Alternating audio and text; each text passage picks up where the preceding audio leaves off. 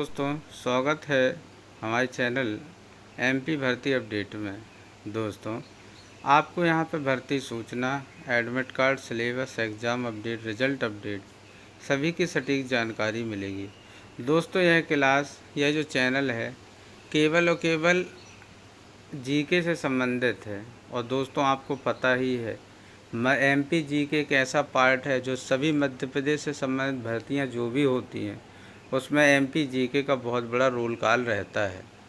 दोस्तों, चाहे आप टेक्निकल की तैयारी करें, किसी भी एग्ज़ाम की तैयारी करें, आपको एमपी जीके पढ़ना ही पड़ता है। तो चलिए दोस्तों, बिना किसी देरी के शुरू करते हैं।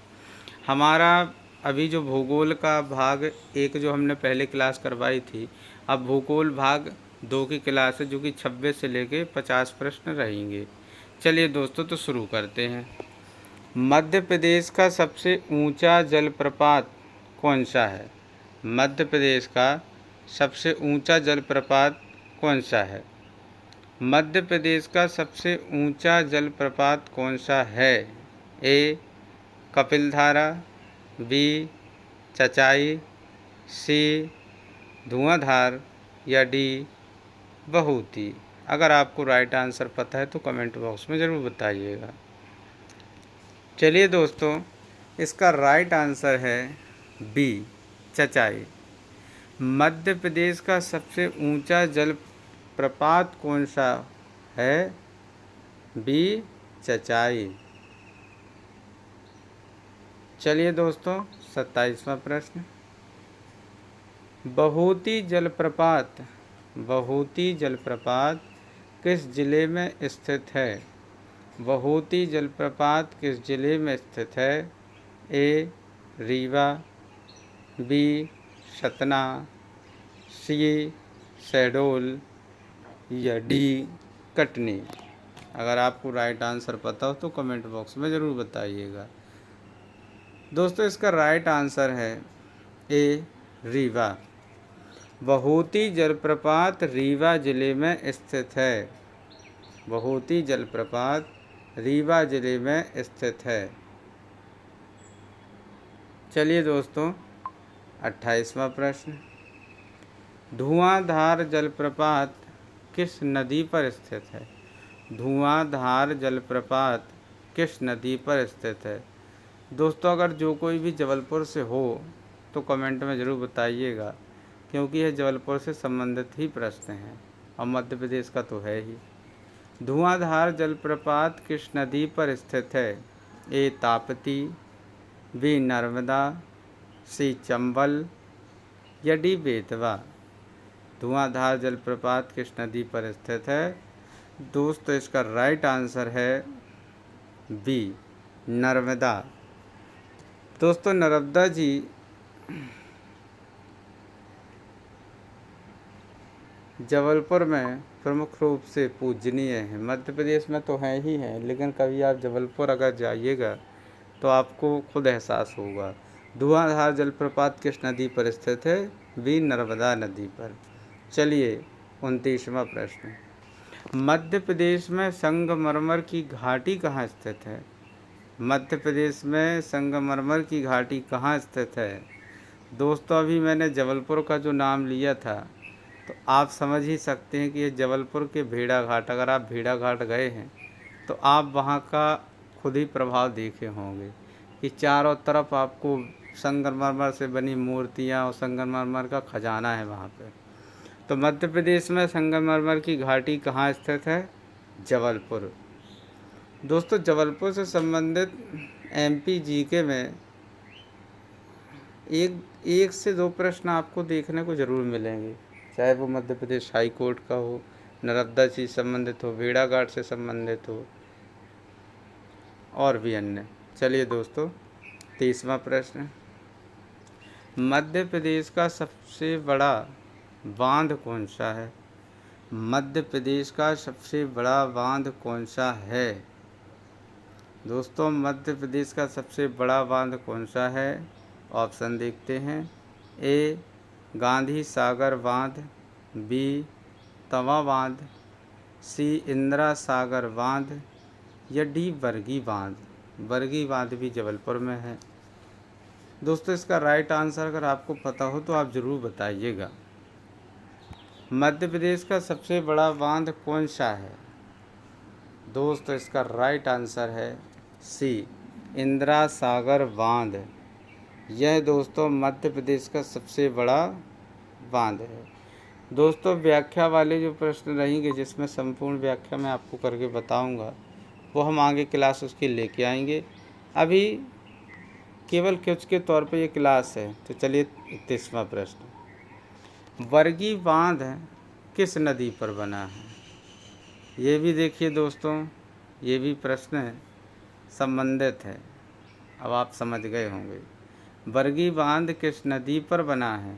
ए ताप्ती, बी नर्मदा, सी चंबल या डी सोन। बरगी बांध किस नदी पर बना है? दोस्तों इसका राइट आंसर है बी नर्मदा। बरगी बांध जबलपुर में है और नर्मदा नदी पर बना है। चलिए दोस्तों 32वां प्रश्न, तवा बांध किस नदी पर स्थित है? तवा बांध किस नदी पर स्थित है?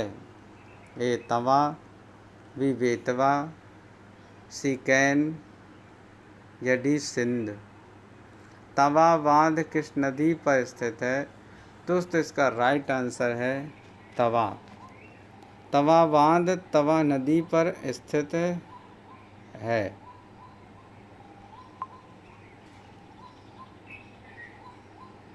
चलिए दोस्तों 33वां प्रश्न, मध्य प्रदेश का सबसे बड़ा राष्ट्रीय उद्यान कौन सा है? मध्य प्रदेश का सबसे बड़ा राष्ट्रीय उद्यान कौन सा है? ए कान्हा, बी पन्ना, सी सतपुड़ा या डी माधव। मध्य प्रदेश का सबसे बड़ा राष्ट्रीय उद्यान कौन सा है? दोस्तों इसका राइट आंसर अगर आपको पता हो तो आप ज़रूर बताइएगा। दोस्तों मध्य प्रदेश का जो सबसे बड़ा राष्ट्रीय उद्यान है वह सतपुड़ा है। तो आंसर क्या हुआ? सी सतपुड़ा। मध्य प्रदेश का सबसे बड़ा राष्ट्रीय उद्यान कौन सा है? सतपुड़ा।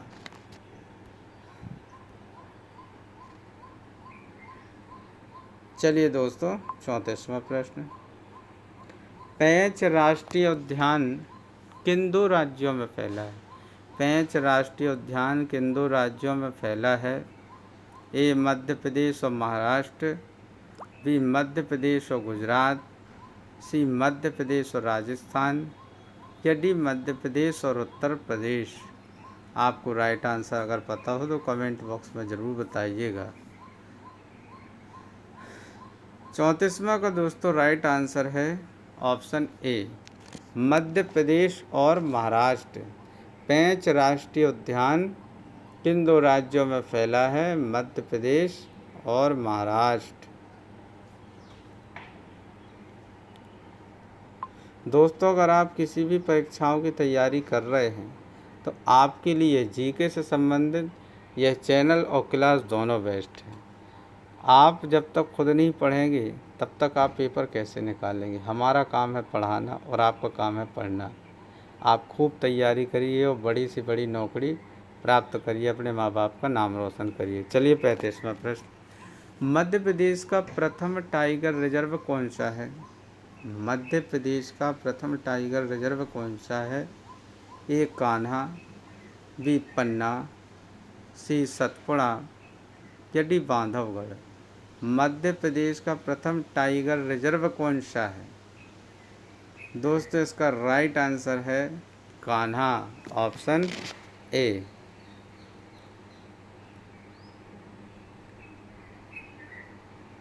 चलिए दोस्तों 36वां प्रश्न, बांधवगढ़ राष्ट्रीय उद्यान किस जिले में स्थित है? बांधवगढ़ राष्ट्रीय उद्यान किस जिले में स्थित है? ए उमरिया, बी कटनी, सी शहडोल या डी मंडला। बांधवगढ़ राष्ट्रीय उद्यान किस जिले में स्थित है? अगर आपको इसका राइट आंसर पता हो तो आप कमेंट बॉक्स में ज़रूर बताइएगा। चलिए दोस्तों इसका राइट आंसर है उमरिया। उमरिया जिले में बांधवगढ़ राष्ट्रीय उद्यान स्थित है। बांधवगढ़ राष्ट्रीय उद्यान, बांधवगढ़ राष्ट्रीय उद्यान किस जिले में स्थित है? उमरिया जिले में। चलिए 37वां प्रश्न, पन्ना राष्ट्रीय उद्यान किस नदी के लिए प्रसिद्ध है? पन्ना राष्ट्रीय उद्यान किस नदी के लिए प्रसिद्ध है?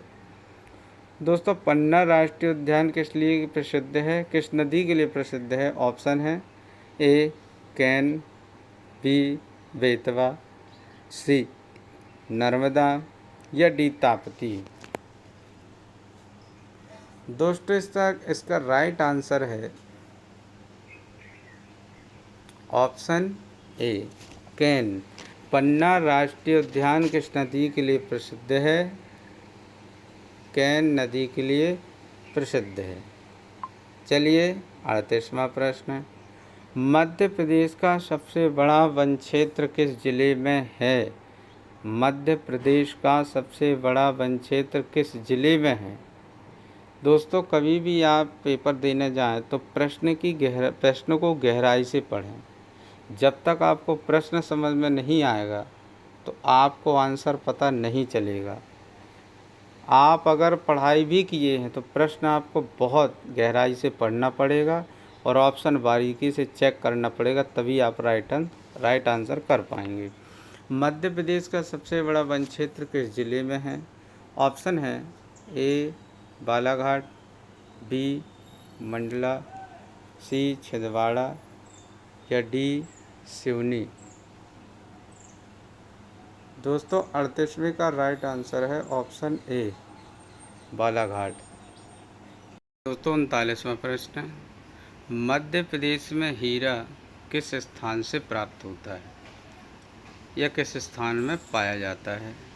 ऑप्शन है ए पन्ना, बी कटनी, सी बालाघाट या डी सतना। दोस्तों सभी को पता होगा कि मध्य प्रदेश में हीरा पन्ना में पाया जाता है, तो इसका राइट आंसर है ए पन्ना। चलिए दोस्तों 40वां प्रश्न, मध्य प्रदेश में मैंगनीज का प्रमुख उत्पादक जिला कौन सा है? ऑप्शन है ए बालाघाट, बी रीवा, सी सागर या डी देवास। मध्य प्रदेश में मैंगनीज का प्रमुख उत्पादक जिला कौन सा है? दोस्तों इसका राइट आंसर है 40 का ए बालाघाट। बालाघाट मैंगनीज का प्रमुख उत्पादक जिला है। चलिए 41वां प्रश्न, मध्य प्रदेश का प्रमुख सीमेंट उत्पादक क्षेत्र कौन सा है? मध्य प्रदेश का प्रमुख सीमेंट उत्पादक क्षेत्र कौन सा है? ऑप्शन है ए सतना, बी भोपाल, सी इंदौर या डी उज्जैन। मध्य प्रदेश का प्रमुख सीमेंट उत्पादक क्षेत्र कौन सा है? अगर आपको राइट आंसर पता है तो आप कमेंट बॉक्स में ज़रूर बताइएगा। चलिए दोस्तों इसका राइट आंसर है ए सतना। सतना मध्य प्रदेश का प्रमुख सीमेंट उत्पादक क्षेत्र है। चलिए 42वां प्रश्न, मध्य प्रदेश में सोयाबीन उत्पादन में अग्रणी जिला कौन सा है? सोयाबीन सबसे ज़्यादा कहाँ होता है, किस ज़िले में होता है? ऑप्शन देख लेते हैं, ए उज्जैन, बी इंदौर, सी सीहोर या डी देवास। मध्य प्रदेश में सोयाबीन उत्पादन में अग्रणी जिला कौन सा है? इसका राइट आंसर है दोस्तों सी सीहोर। सीहोर मध्य प्रदेश में सोयाबीन उत्पादन में अग्रणी जिला है, यानी सबसे ज़्यादा सीहोर जिला में होता है सोयाबीन। 43वां प्रश्न है, मध्य प्रदेश की सबसे लंबी नदी कौन सी है? मध्य प्रदेश की सबसे लंबी नदी कौन सी है? ऑप्शन है ए नर्मदा, बी ताप्ती, सी चंबल या डी बेतवा। मध्य प्रदेश की सबसे लंबी नदी कौन सी है? दोस्तों इसका राइट आंसर है ऑप्शन ए नर्मदा। नर्मदा नदी मध्य प्रदेश की सबसे लंबी नदी है। चलिए 44वां प्रश्न। नर्मदा नदी मध्य प्रदेश में लगभग कितनी दूरी तक बहती है? ये बहुत ही महत्वपूर्ण क्वेश्चन है, इसको IMP कर लीजिए।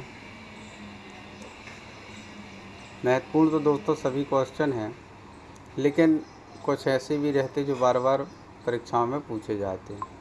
नर्मदा नदी मध्य प्रदेश में लगभग कितनी दूरी तक बहती है? ऑप्शन है 1077 kilometre, option B 900 kilometre, option C 800 kilometre, option D 650 kilometre.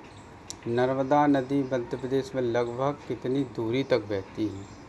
इसका राइट आंसर दोस्तों ऑप्शन ए 1077 किलोमीटर। चलिए दोस्तों 45वां प्रश्न। ताप्ती नदी का उद्गम मध्य प्रदेश के किस जिले में है? ताप्ती नदी का उद्गम मध्य प्रदेश के किस जिले में है? ए बैतूल, बी छिंदवाड़ा, सी होशंगाबाद या डी खंडवा। ताप्ती नदी का उद्गम मध्य प्रदेश के किस जिले में है? इसका राइट आंसर दोस्तों ऑप्शन ए बैतूल। ताप्ती नदी का उद्गम स्थल बैतूल जिले में है। चलिए 46वां प्रश्न। मध्य प्रदेश में चंबल नदी किस दिशा में बहती है? मध्य प्रदेश में चंबल नदी किस दिशा में बहती है? ऑप्शन है ए दक्षिण से उत्तर, ऑप्शन बी उत्तर से दक्षिण, ऑप्शन सी पूर्व से पश्चिम, ऑप्शन डी पश्चिम से पूर्व। मध्य प्रदेश में चंबल नदी किस दिशा में बहती है? इसका राइट आंसर दोस्तों दक्षिण से उत्तर, ऑप्शन ए। दोस्तों चलिए 47वां प्रश्न। मध्य प्रदेश का सबसे बड़ा पठार कौन सा है? मध्य प्रदेश का सबसे बड़ा पठार कौन सा है? ए मालवा पठार, बी बुंदेलखंड पठार, सी बघेलखंड पठार या डी रीवा पठार। इसका दोस्तों राइट आंसर है ए मालवा पठार।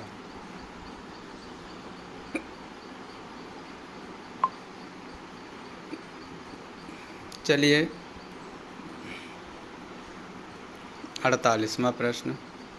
मध्य प्रदेश का सबसे बड़ा सिंचाई परियोजना क्षेत्र कौन सा है? मध्य प्रदेश का सबसे बड़ा सिंचाई परियोजना क्षेत्र कौन सा है? ऑप्शन है ए नर्मदा घाटी परियोजना, बी तवा परियोजना, सी चंबल परियोजना या डी राजघाट परियोजना। दोस्तों इसका राइट आंसर है ए नर्मदा घाटी परियोजना। चलिए 49वां प्रश्न। मध्य प्रदेश का सबसे ठंडा पर्यटन स्थल कौन सा है? मध्य प्रदेश का सबसे ठंडा पर्यटन स्थल कौन सा है? ए पचमढ़ी, बी अमरकंटक, सी मांडू या डी शिवपुरी। मध्य प्रदेश का सबसे बड़ा पर्यटन स्थल कौन सा है? दोस्तों इसका राइट आंसर है ऑप्शन ए पचमढ़ी। चलिए दोस्तों हमारा आखिरी प्रश्न है। पचमढ़ी किस पर्वतमाला पर स्थित है? पचमढ़ी किस पर्वतमाला पर स्थित है? ऑप्शन है ए सतपुड़ा, बी विंध्य, सी अरावली या डी कैमूर। दोस्तों इसका राइट आंसर अगर आपको पता हो तो आप कमेंट बॉक्स में ज़रूर बताइएगा। चलिए दोस्तों इसका राइट आंसर है ऑप्शन ए सतपुड़ा। सतपुड़ा पचमढ़ी किस पर्वतमाला पर स्थित है? ए सतपुड़ा।